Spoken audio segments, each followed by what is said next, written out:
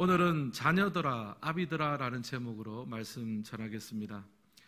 몇 해 전에 우리나라의 정책을 개발하는 KDI에서 가정에 대한 논문이 하나 나왔습니다.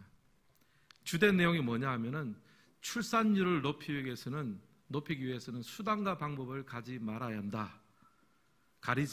그런 내용입니다. 그래서 출산율을 높이기 위해서 동거라든지 혼외 출산도 적극적으로 수용해야 된다. 먼저 그런 이야기를 했습니다. 그러면서 그 근거로 든 것이 무엇이냐면 유럽의 예입니다. 유럽은 이미 혼외 출산의 비중이 60%를 넘었습니다.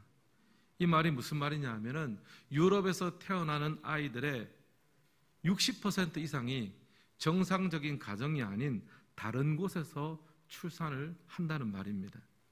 이 논문에서는 유럽의 이런 상황이 오히려 저출산을 막는 데 기여했다고 보면서 결론적으로 우리나라에서도 이 구시대적인 가정을 해체해야 한다. 먼저 그런 내용의 논문이 나왔습니다. 그리고 이 주장이 일간지에 실리기도 했습니다. 이 대한민국의 가정 위기를 단적으로 보여주는 예라고 할 수 있겠습니다. 오늘은 어버이 주일입니다. 부모는 가정의 어른입니다. 부모는 가정을 이루고 자녀를 양육하며 지켜내는 역할을 합니다. 어떻게 보면 그만큼 힘겹고 어려운 자리가 바로 이 부모의 자리, 어버이의 자리라고 할 수 있습니다. 그래서 교회에서는 5월에 한 주일을 정해서 어버이 주일로 지키고 있습니다. 제가 이제 이번 주간에 좀 고민을 했습니다. 이번 어버이 주일에 어떤 본문을 설교할 것인가. 사실 부모를 공경하라, 순종하라 뭐 이런 내용을 간접적으로 포함하고 있는 본문은 많지만 직접적으로 딱 집어서 얘기하는 본문은 성경에 불과 두세 군데밖에 없어요. 구약에서는 신명기에 나오고요, 신약에서는 오늘 읽은 에베소서의 말씀입니다. 원래 중요한 것은 반복을 해야 되죠. 그래서 저는 우리 교회에서는 적어도 1년에 한 차례 어버이 주일만큼은 직접적으로 부모 공경과 순종에 대한 말씀을 전하고자 합니다. 오늘 이거 말씀해 보면요, 사도 바울이 지금 자녀들에게 두 가지 명령을 하고 있습니다. 1절과 2절 말씀 우리 같이 한번 읽겠습니다. 자녀들아, 주 안에서 너희 부모에게 순종하라. 이것이 옳으니라. 내 아버지와 어머니를 공경하라. 이것은 약속이 있는 첫 계명이니. 아멘. 여기 보면 사도 바울이 지금 자녀가 부모에게 행해야 될 명령을 두 가지 이야기합니다. 순종하라, 그리고 공경하라. 순종과 공경 두 가지를 이야기합니다. 오늘 이 시간 예배를 드리는데요, 특별히 어버이 주일에 예배를 드립니다. 오늘 예배 드리시는 모든 성도님들의 가정에서는요, 부모님께 순종하고 부모를 공경하라는 이 주의 말씀이 온전히 성취될 수 있기를 예수님의 이름으로 축복합니다. 이런 간절한 바람을 담아서 오늘 말씀을 보면서 어버이 주일에 우리가 기억해야 될 것을 세 가지로 한번 정리를 해보았습니다. 첫 번째 어버이 주일에 기억해야 할 것은요, 먼저 자녀들의 명령입니다. 자녀들아, 부모에게 순종하라. 1번 같이 한번 읽겠습니다. 자녀들아, 부모에게 순종하라. 1절 말씀 우리 다시 한번 같이 읽겠습니다. 자녀들아, 주 안에서 너희 부모에게 순종하라. 이것이 옳으니라. 아멘. 사도는 지금 부모에게 순종할 것을 명령하고 있습니다. 그리고 이것이 옳으니라, 당연하다라고 이야기합니다. 여러분, 자녀가 부모에게 순종하는 것은요, 어느 지역, 어느 문화권을 가더라도 이것은 당연하게 받아들여지고 있습니다.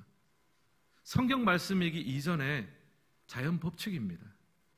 자녀가 부모에게 순종하고 그 뜻을 따르는 것은 하나님이 이 세상을 창조하실 때 사용하신 창조 원리 중에 하나입니다. 그러니까 하나님께서 우리 인간의 본성 속에 부모님을 따르고 순종하는 것을 자연스럽게 여기는 마음을 새겨주신 거죠. 그래서 오늘 본문에서도 이것이 옳으니라 라고 말하고 난 다음에 더 부가적인 설명을 하지 않습니다. 이것은 너무나 자연스러운 것이기 때문입니다. 적어도 가정에서는요, 부모에게는 자녀에 대한 자연스러운 권위가 생깁니다. 그런데 요즘 우리의 가정을 보면요, 이 부모의 권위가 많이 떨어지고 있습니다. 여러 요인이 있겠지만 사회적인 요인들이 크죠.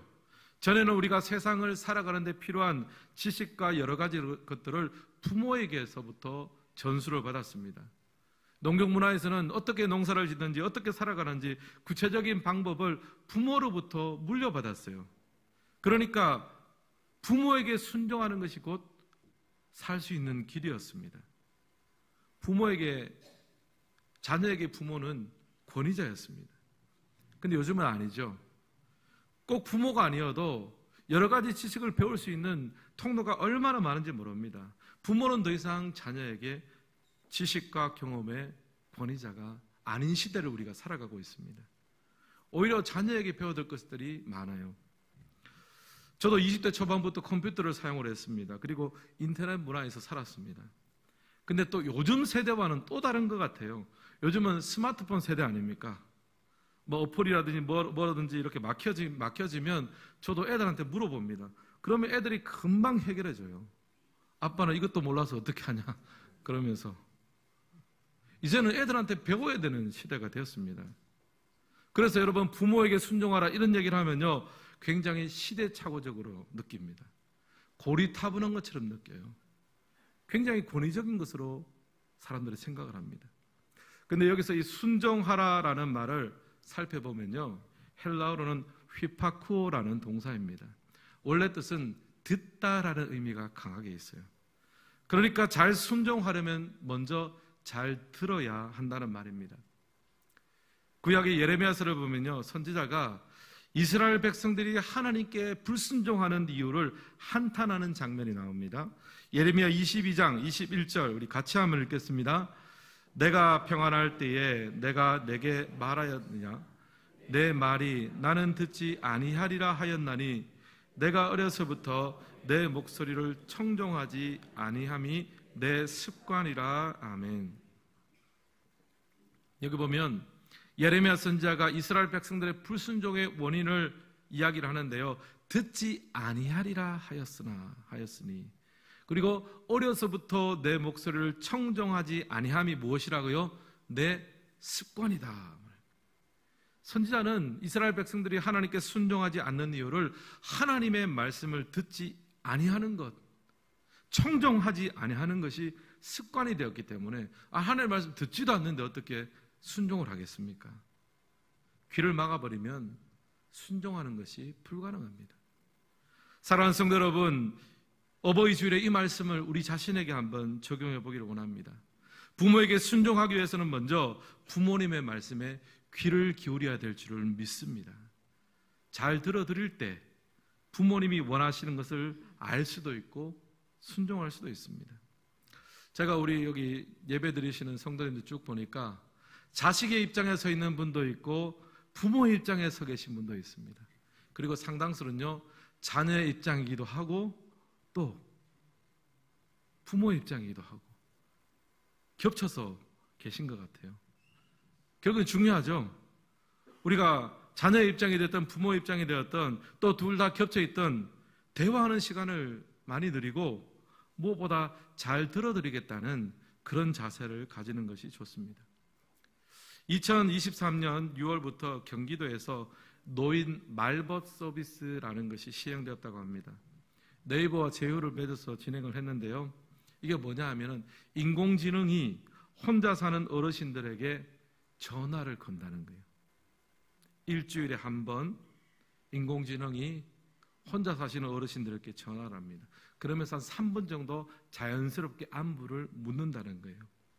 그렇게 대화하는 도중에 이 어르신이 외롭다, 힘들다, 괴롭다 하는 단어를 사용하면 인공지능이 이제 사회복지 담당 직원에게 직접 연락을 한다는 거예요. 그러면 이 사회복지 직원이 직접 그 어르신에게 전화를 해서 혹시 무엇이 어려운지 파악을 한다는 겁니다.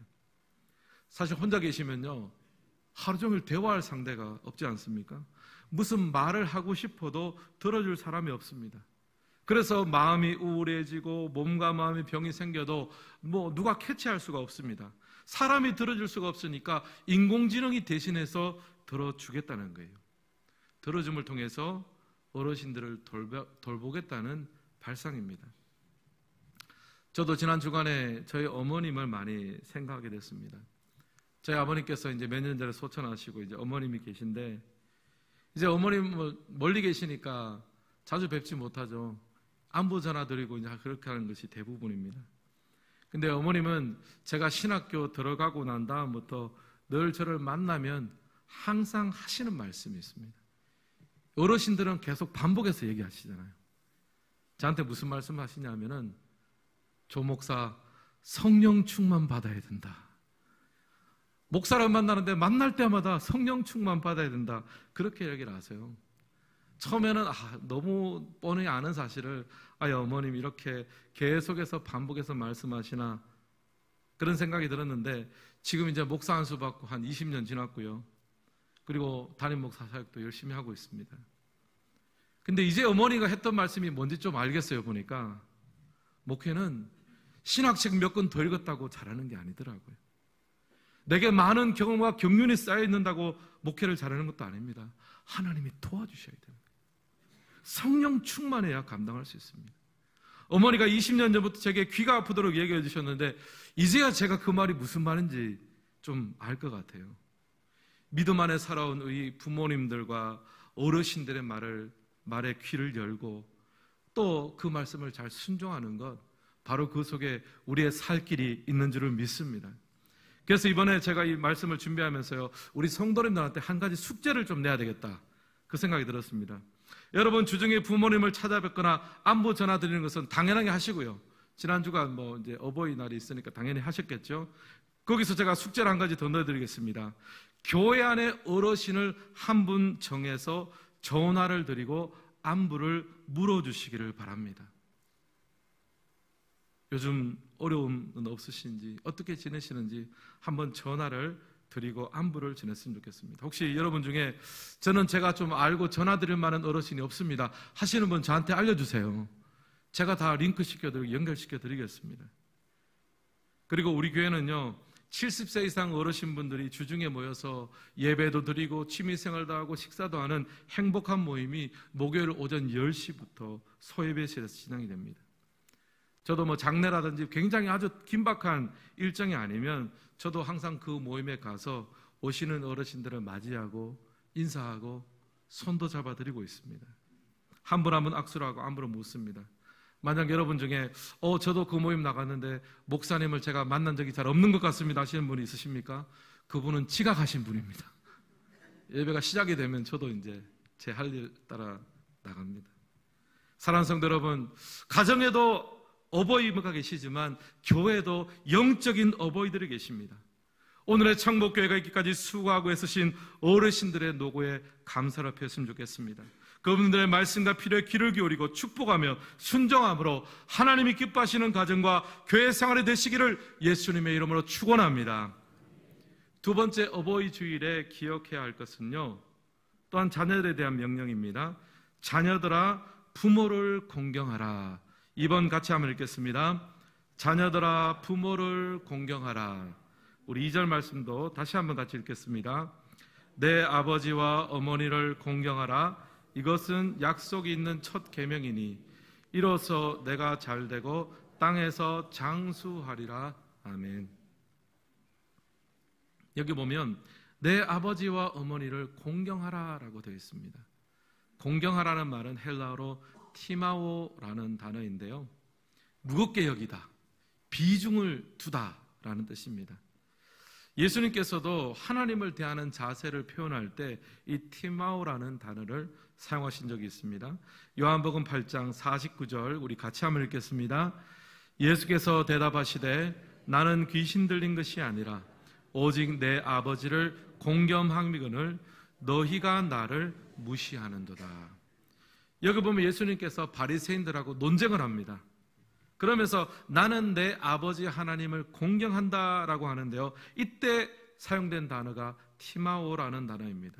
그러니까 공경이라는 말은요, 성경에서 인간 부모님을 공경한다고 할 때도 사용됐지만 하나님에 대해서도 공경한다, 이 티마오라는 단어를 사용을 했습니다. 그러니까 굉장히 무게감이 있는 단어예요. 단순하게 존경한다, 사랑한다는 말보다 훨씬 더 무게감이 있습니다. 이 단어를 부모 공경에 사용했다는 말이에요. 근데 여러분 이 말씀에 보면요, 내 아버지와 어머니를 공경하라라는 말 앞에 덧붙인 말이 있습니까? 예를 들면 돈이 많은 내 아버지와 어머니를 공경하라, 이런 말이 있습니까? 없습니다. 덧붙인 말 없습니다. 내게 잘해준 아버지와 어머니를 공경하라, 이런 말이 있습니까? 덧붙인 말 없습니다. 그냥 내 아버지와 어머니를 공경하라 그래요. 현재 부모님이 뭐 재산이 있거나 없거나, 능력이 있거나 없거나, 인생을 살아오면서 나와의 관계가 좋거나 나쁘거나, 그것과 상관없이 그냥 내 아버지와 어머니를 공경하라는 거예요. 결국 부모님은요, 부모라는 그 자체만으로 공경의 대상이 되어야 합니다. 긴 세월 가정을 지키고 자녀를 위해 수고하고 헌신한 그 인생 자체, 그 시간 자체를 무게 있게 여겨야 합니다. 그래서 하나님은요, 부모를 공경하는 자에게는 특별한 축복을 약속하셨습니다. 성경에 보면 부모를 공경하라라고 해놓고 이것은 약속 있는 첫 계명이다라고 표현했습니다.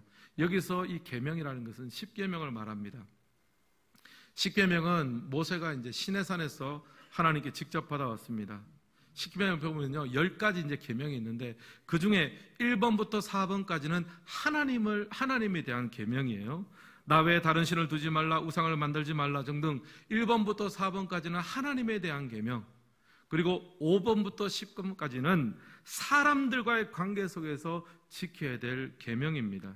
그러니까 신앙생활은 무엇입니까? 하나님과의 관계가 바르게 되어지고 그 하나님과의 관계를 바탕으로 해서 사람과의 관계 속에서 우리의 신앙생활이 형성되고 살아가게 된다는 거예요.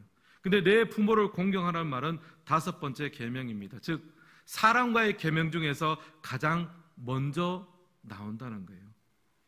인간관계의 출발점은요, 부모와의 관계입니다. 부모를 공경하지 않으면요, 다른 사람들과의 관계가 아무리 좋더라도요, 공허할 수밖에 없습니다. 부모와의 관계가 틀어지면 모든 관계가 틀어지게 됩니다. 그만큼 하나님께서 중요하게 생각하셨어요. 이로써 내가 잘되고 땅에서 장수하리라, 놀라운 약속을 주셨습니다. 그리고 여러분 심지어요, 유대교에서는요, 이 부모 공경의 계명을 사람들과의 관계에서 첫 번째로 보지 않고 하나님과의 계명 중에 마지막 번으로 넣습니다. 이 말은 무슨 말이냐면 부모는 자녀를 위해 하나님께서 이 땅에 세우신 대리자라는 의미를 강조하는 겁니다. 그래서 이 땅에서 부모에 대한 공경은요, 그 부모를 세워주신 하늘의 하나님을 공경하는 것과 동일하다라고 그만큼 강조하는 거예요. 그만한 강조가 있으니까 이로써 내가 잘되고 땅에서 장수하리라, 이 축복이 들어가는 거죠.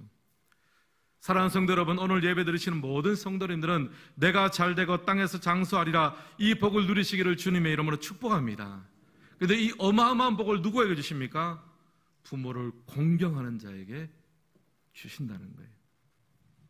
여러분, 이런 복을 누리고 싶습니까? 받기 원하십니까? 간단합니다. 부모님께 효도하십시오. 또 부모님이 돌아가고 계시지 않습니까? 주위를 돌아보십시오. 우리 교회 어르신들이 많이 있습니다. 그분을 영적인 어버이로 여기고 돌보시고 섬기십시오. 동일한 복이 우리에게 주어집니다. 어버이 주를 맞아서 부모님께서는 편지를 몇 편 모아서 주보에 실어두었습니다. 여러분 읽어보시고요, 그 중에 한 성도님의 편지의 일부를 제가 읽어드리겠습니다. 항상 곁에 계셔 주실 것 같았던 사랑하는 엄마가 1월 하늘나라로 가셨습니다. 10년을 병상에 누워서 고생만 하시다가 가셨습니다. 병실에 계실 때는 휠체어에만이라도 앉아 계실 수 있는 기력을 주시라고 하나님께 무릎 꿇고 기도했습니다.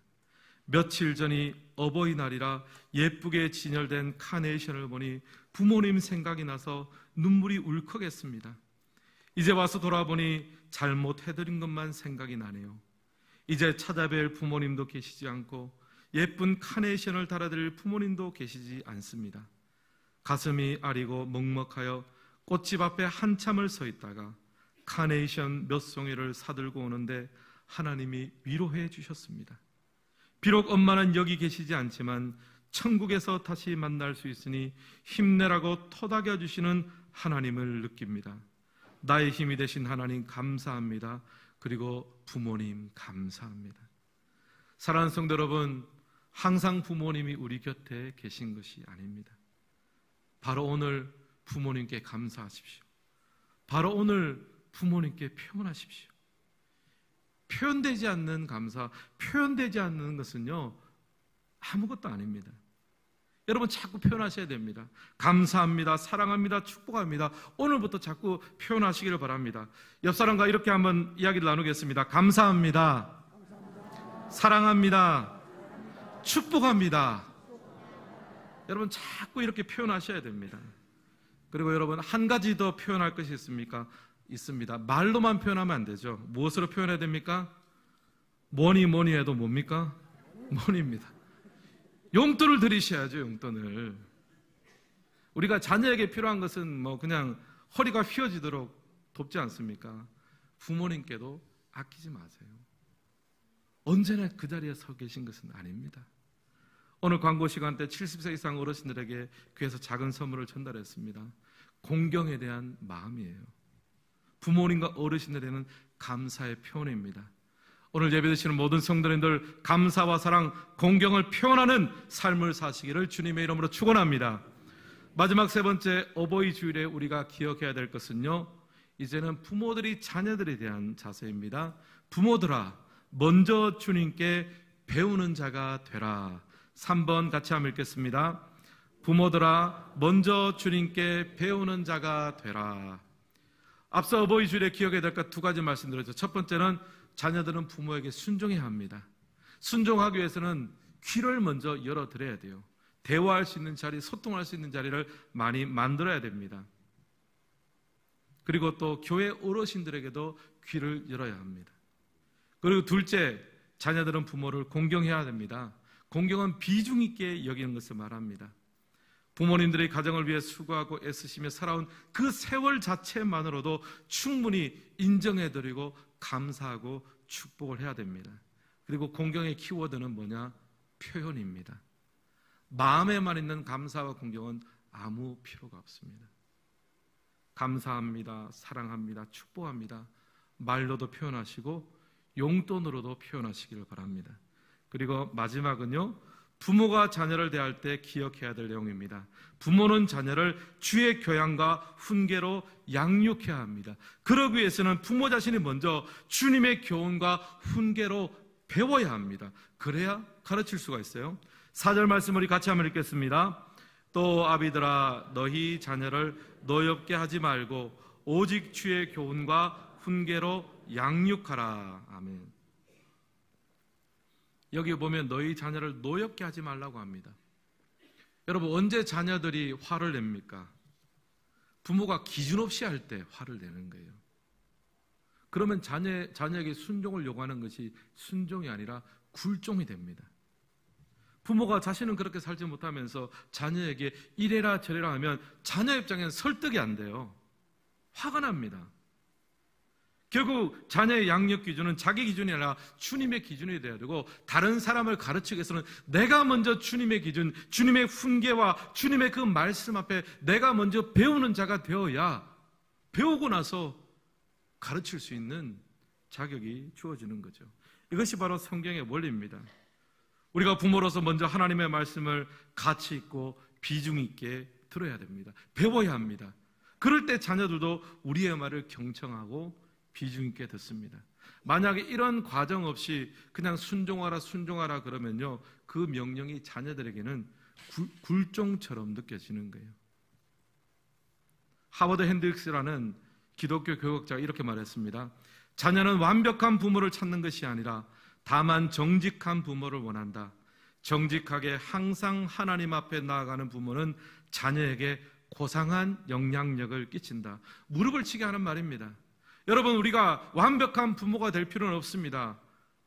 여러분, 완벽한 부모가 된다는 것이 얼마나 큰 부담입니까? 아이의 심리 상태도 알아야 되고, 대화법도 배워야 되고, 또 아이의 발달 단계에 따라서 특징과 대처법도 알아야 됩니다. 근데 완벽한 부모가 되기 어렵잖아요.